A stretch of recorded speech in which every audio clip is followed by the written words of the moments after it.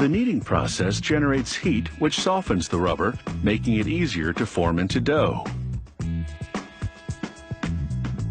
The kneader spits out rubber dough chunks.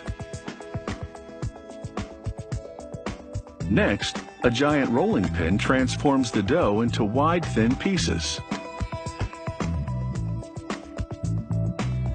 He slices the strips and bundles them.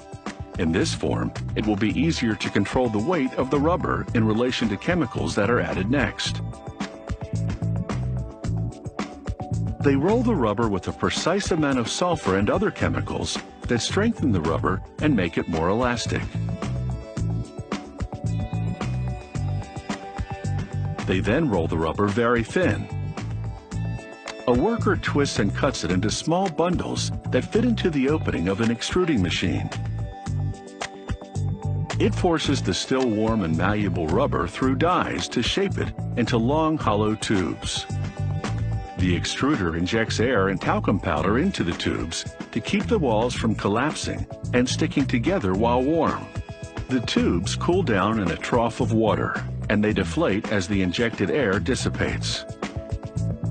Next, these aluminum poles will serve as molds for the tubes during curing, giving them the correct shape and diameter. The worker slides the tubes onto the molds. The talcum powder injected into the tubes during their extrusion will also act as a release agent, keeping them from sticking to the molds during curing. They load the tubes into a steam oven, and the intense heat vulcanizes the rubber to boost its tensile strength and elasticity.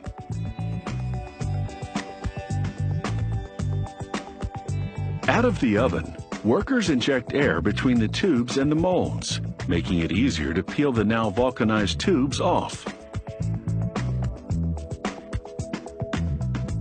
They rinse the rubber tubes to remove talcum powder residue. There's so much that the water turns milky white. They hang the rubber tubes to drain away some of the water.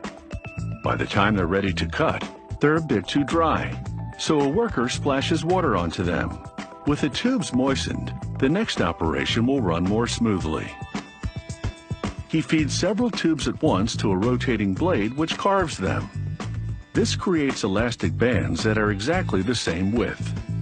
In this case, that's 1.5 millimeters, an average thickness for a rubber band. With this system, they can cut 500,000 rubber bands in an hour. It doesn't take long for the inventory to pile up.